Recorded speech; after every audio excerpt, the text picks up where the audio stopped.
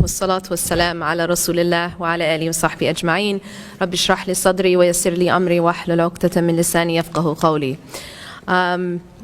First of all, I want to express my gratitude. I always find it very impressive when I find a room full of humans at like 10 o'clock in the morning on the first day of a conference. So that's really impressive, mashallah, that you guys are here and you guys care. I think one of the things that's happened in our modern day society, as Sheikh Yasser talked about as well, there's been a epidemic loss of purpose and meaning. And I think that what's happened now is that we live our lives kind of randomly. You know how we say things like, oh my God, that was so random. And we just feel like everything's very random. And there's been this epidemic loss of meaning and purpose. And so to get that, to actually hold on to that is very difficult in the time we live in right now, because we're all kind of just living, you know, by the seat of our pants, right? It's everything is just YOLO, you know, you only live once, you know, live it up, and it's this kind of just live moment to moment type of mentality that's sort of pushed down our throats. And so if you try to resist that and you try to actually live with meaning, it is an uphill battle right now, especially for young people. So I just want to applaud you in that and tell you that you're in the right direction, alhamdulillah, to go against that stream of just, you know, do what feels good for today, you know, and to actually live with purpose and to have a plan of what you're going to do tomorrow, right? Because the whole idea is to make you only live for today, right? If you look at the way that things are sold to us, if you look at, for example, the advertisements that we see, Pepsi, for example. Pepsi's tagline was, does anybody know what it was? Live for now. That's what it was. And then the O of the now was a Pepsi sign. So the idea here, this is the type of thing that we're taught, is just live for now, don't plan for tomorrow, live it up, YOLO, right? You only live once, you're only young once, all this kind of, all these slogans, right? And the whole point of that is to make you just not think about planning for tomorrow.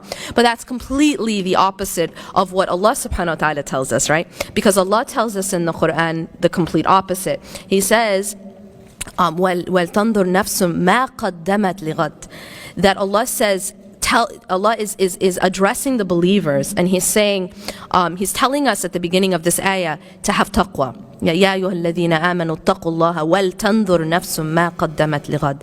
O you who believe, have consciousness of God. So that's the first piece of advice or command that Allah is giving us in this verse. And then after that, Allah says, and let every person know what they've put forth for tomorrow. Let everyone see and have a plan of what is it that you're planning for tomorrow. And here the tomorrow isn't just talking about like in 24 hours tomorrow, right? But this is the tomorrow that's the capital T tomorrow, the tomorrow after we leave this life. Allah is telling us, no matter what age we are, that we should have a plan of what we're going to do when the capital T tomorrow comes. It's a little bit like a person who's planning on moving. Have you guys ever moved before? Homes? Raise your hand if you've ever moved in your life. Everyone has, right? Pretty much. We live in a very mobile kind of society, right? I have moved every 2 years. So I know about moving, and sometimes every year. And so this concept of moving, you know you're going to a new address, right? When you're moving, there's a process before you go to the new address where you know that you're moving, right? Okay, good. I'm just checking that you guys are awake. That you know that you're moving, but you're still in the old place, right? You know your new address. You know that there is a specific time that you're moving, but you're still in limbo, right? You're in between. And that's the process called packing and preparing, right? Okay, sometimes it's rhetorical, sometimes I actually want you to reply. So the point here is that in that process, imagine that you know that you're moving, so you know you're going to another home. And now imagine that instead of moving furniture from your old home to your new home, you decide to do the opposite. You decide to empty out your future home. So say anything that was in there, suppose it already had a fridge. You take the fridge and you throw it out. It already had furniture. You take out the furniture and you throw it away. And then you decide, because you're really smart, that you're going to burn it down. Are you guys following me? So you decide that you actually want to burn it down. It's your future home. But not only are you taking the furniture out, you're burning it down. Okay? So what happens now? You guys are still moving there. That's not going to change. But what's going to happen when you get there? You just burnt your house down. So you actually, not only do you have no furniture, sometimes some people are going to get there and there's no home. It's been burnt. You understand? And that's what a lot of people are doing with their future home. That future home that everyone is going to, like there's no doubt about it. Whether or not you're prepared, you're still going there. Do you guys get it? Nobody can argue with the fact that they're going to their grave, even an atheist. Yeah? So that's their future home, regardless of whether or not they furnished it, regardless of whether or not they burnt it down. They're going there. And every single one of you is going there. But the question only has to do with what have you set forth for it? What have you furnished in it? Or have you burned it down? You understand? And see, when we're moving, we prepare that home. In fact, oftentimes we do this. We buy new furniture for that home. We leave the old furniture, right? We bring only the nicest stuff for that new home because that's where I'm going, right? That's my destination. And that's the thing, is that some of us are furnishing that new home and some of us are burning it down. Now, there is a very, very important role in that whole process that your friends play. So now I want to bring it to the topic of company, of your friendships. And I don't just want to talk about friendship, but I want to talk about environment in a bigger scale as well. All right, I'll begin by talking about friendships, because at this age, I see a lot of young people right now, and at this age, our relationships, our friendships, actually our relationships are always important, but our friendships are of utmost importance, especially when we're young. And they're also important as we grow older. But especially when we're young, our friends become sometimes more influential than our parents. And so who you choose to be around. I use the analogy of, you know how they tell you are what you eat? Anyone ever heard that? You are what you eat. What does that mean?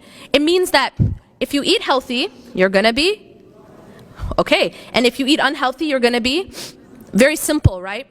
What happens if you drink poison on a regular basis? Just a couple sips for breakfast. Anyone? You might not die right away because you're just taking a couple sips. But what are you doing over time to yourself internally? You're killing yourself, really. You're killing yourself. So what happens is that our environment, our company to be specific, sometimes is like sipping poison.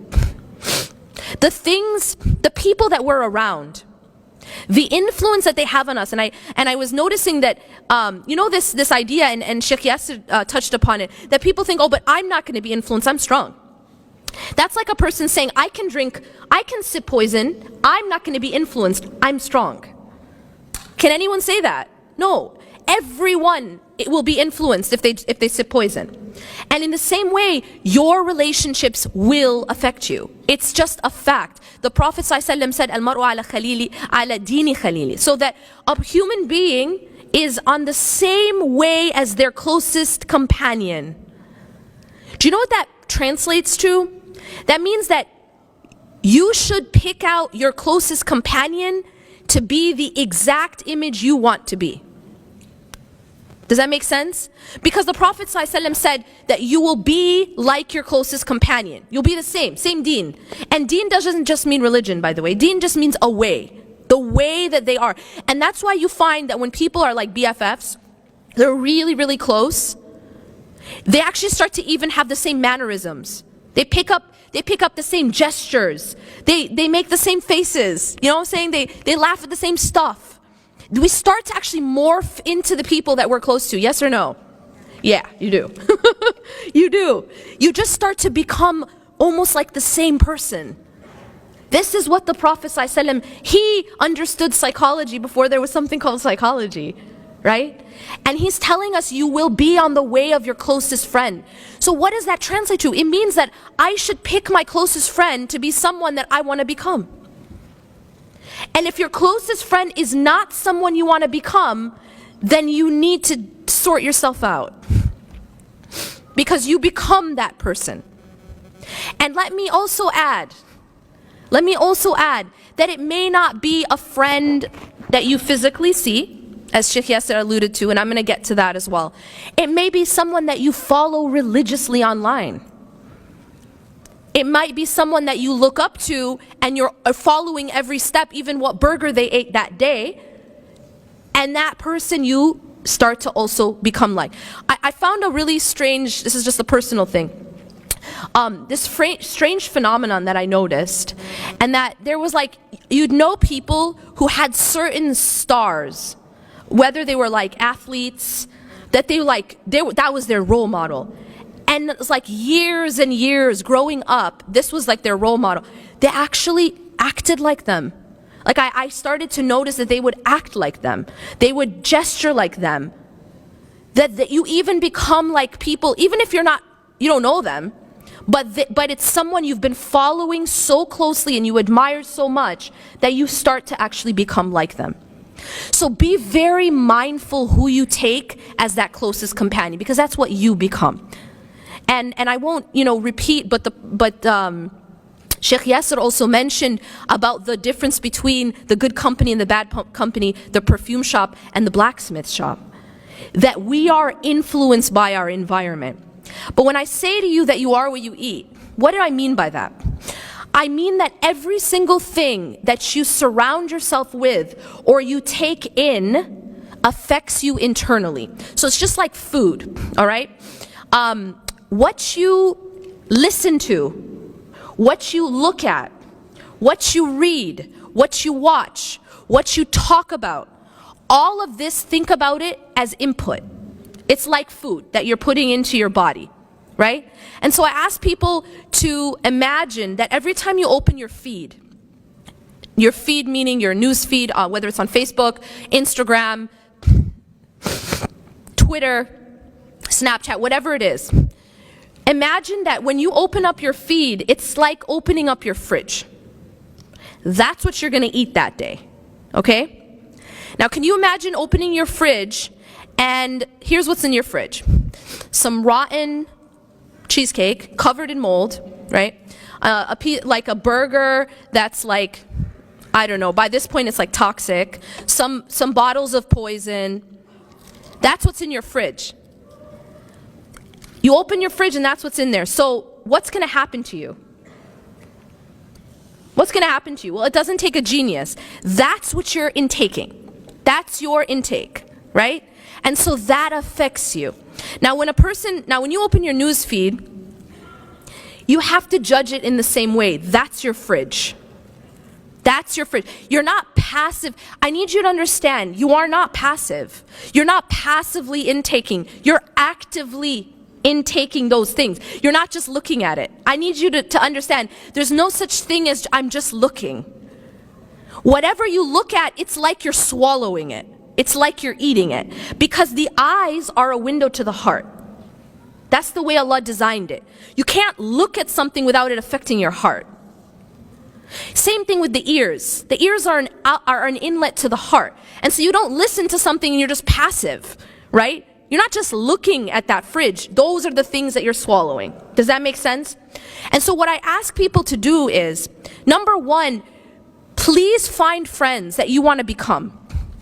And that person that you take closest to you, make sure it's someone you admire and someone that's actually gonna help you furnish that home that you're going to. Not someone who's gonna come with a torch and burn it down for you. There are friends who actually are burning that house for you. You guys feel me or you don't feel me at all? You feel me? They're actually the ones burning that house down. But guess what? You're the one who's gonna have to go. Nobody comes to your grave with you. You go by yourself to your grave. And if your friend is the one who helped you burn it or burn that home, you're stuck with it. And this is the reason why the people of hellfire One of the things, one of their biggest regrets is going to be, I wish I had not taken so-and-so as a friend.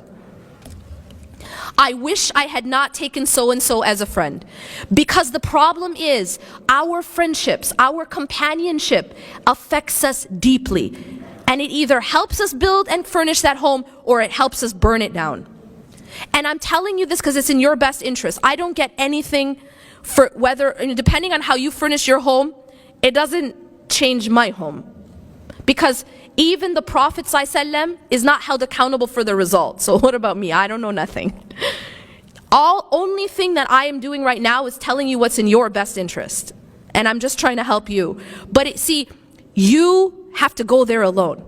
Your mom can't go with you, your friend can't go with you. And so it's really all about how you build your own home, your final home. And believe me, your friends have a big part to play in that. And then later on, who you take as your spouse. Because this is going to become your closest companion at one point. Be very, very mindful that it's someone who's going to help you build that home, not someone who's going to burn it down. Now, in terms of the environment that we put ourselves in online. Now, I want to take a moment and talk about that. I said that your news feed's like your fridge. That's what you're going to eat all day. That's what you're going to ingest. How can we start to make it healthier? How can we take out the molded cheesecake and the really, really old burger and the cyanide and maybe replace it with some healthy food? Maybe some vegetables, maybe some vitamins and minerals, like stuff that's going to make you strong. The interesting thing is we're going through a time right now where everyone's talking about, or at least in California, talking about eating healthy and organic. You guys have heard something about that, right? Even though y'all are in the Midwest. I grew up in the Midwest. I grew up in Wisconsin, so I understand. But in general, there's a movement right now to talk about being more healthy. Right? Yes or no? No? Never heard it? Okay, good. So now this is what we need, but this is what we need spiritually. We need to start talking about being more healthy internally. Because you know what? You have to take care of your body. But at the end of the day, your body is passing away. And it's an amana. You have to take care of it. But at the end of the day, your body is passing away. Can you tell me, anyone in this room tell me, what's happening to your soul after your body passes away? It goes to the barzakh. So it's actually continuing to exist. Barzakh, right? So your soul continues and your body disintegrates. Which one do we take better care of, generally? Isn't that ironic? Does anyone else find the irony in that? We take better care of our body than we do our soul, even though our body is passing away and our soul is not. Your soul doesn't actually pass away. Your soul just moves. It moves from one world to another, and then from that world to another, and then guess what? It lives forever. Like forever, capital F. That's a lot of time, isn't it? So it's quite important that you take care of it. And I'm telling you that because we live in a social media age right now, one of the biggest sources of poison is what we're looking at online, what we're following. And I'm going to put aside right now, I'm not going to get into a fiqhi discussion about what's haram and what's halal, because I'm not qualified to do that. But what I do want to do is I want to just talk about just basic psychology, all right? What you guys are following, it may not be blatantly haram, right? It's cool. You can learn a million different ways to wrap your hijab. That's awesome, right? A million different ways to contour your face. That's awesome. Lots of different fashion, all that stuff. I'm not saying any of that is haram to just watch.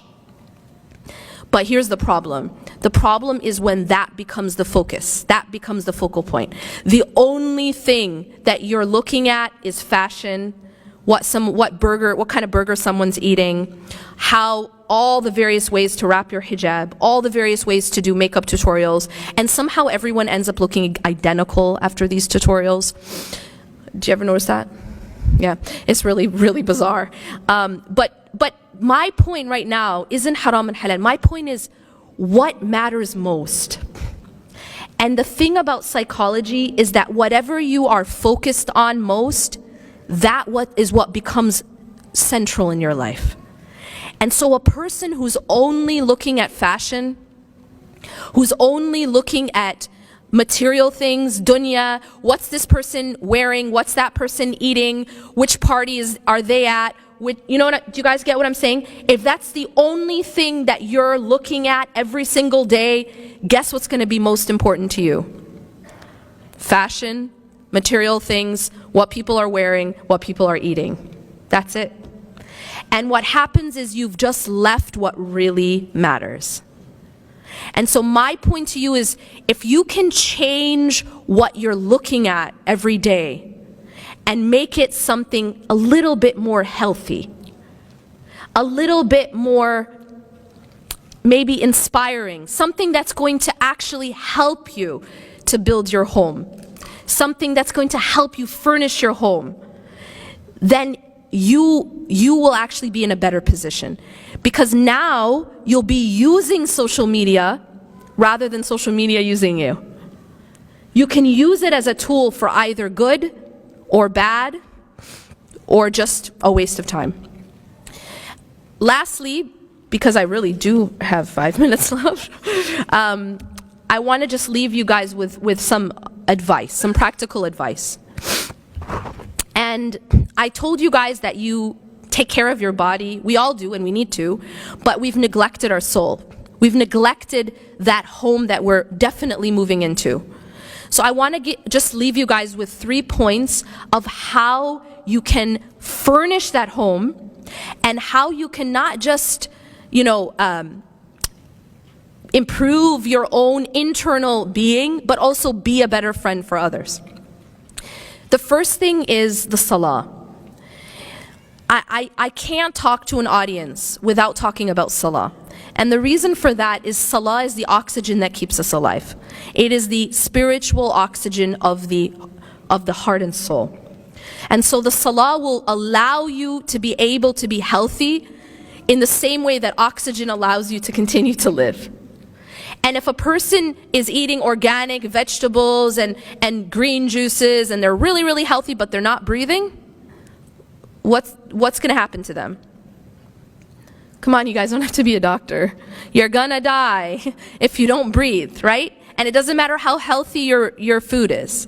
So the salah is that basic oxygen that keeps you alive. Number 2, I'm gonna ask everyone to download an app onto their phone called My Dua. It's spelled MYDUAA. And what it is it's a collection of the supplications of the Prophet ﷺ from the Quran and from the Sunnah that he would say throughout his day. Now this might seem like, okay, what's the big deal? It's really a big deal. It's really a big deal, because what this app does is it's equivalent to those vitamins and minerals and food and water that you put in your body, but it's spiritual. Every time you're reading these supplications, you are making your internal health stronger. Now I'm just going to tell you this, when you download this app, by the way, best 99 cents you'll ever spend, and no, I don't get a cut. When you download this app, you open up on the side, there's going to be by the way, there's a supplication for every motion of life. And the more you can incorporate in your life, the healthier you'll be. Psychologically, emotionally, spiritually, and every otherly. But what you have to do, like there are certain supplications you can't live without, and they are the morning supplications, the evening supplications, and the ones before you sleep. Make sure that these you're getting off your app, even if you aren't doing the rest, but make sure at least you're doing those. And then over time you can learn the small ones, right? You leave the house, there's a small dua. You come back in the house, remember Allah. These things are life-changing. But let me just, before I end, tell you about the morning and evening.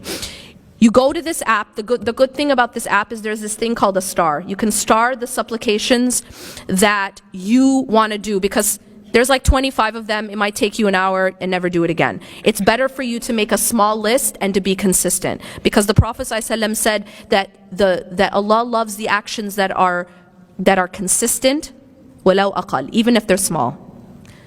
If you guys want to get in shape, and you go to the gym for 8 hours and then don't go again for 6 months, is that going to work out? No. But if you do the 7-minute workout, by the way, it's scientifically proven, 7 minutes every other day, you're actually going to find results.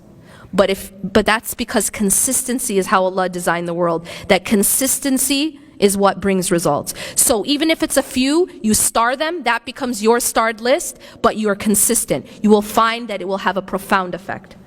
Lastly is the Quran. Stay connected to the Quran. And that means it doesn't need to be like a juz a day or something, but just even if it's one ayah, but you're connected and you're understanding what you're saying, and you're trying your best to reflect and live by it. And also the hadith and the sunnah as it relates to the Quran. Try as much as you can, even if it's a little bit every day, to stay connected to that. أقول قولي هذا واستغفر الله لي ولكم إنه غفور رحيم سبحانك الله وبحمدك أشهد أن لا إله إلا أنت أستغفرك وأتوب إليك. Just a quick announcement. I do have just a limited few copies of my book. I have my new book, Love and Happiness. This is the new edition of Reclaim Your Heart, which is, it includes 4 new chapters, 2 about tawakkul, love of God and finding God. Jazakallah khair. Assalamu alaikum wa rahmatullah.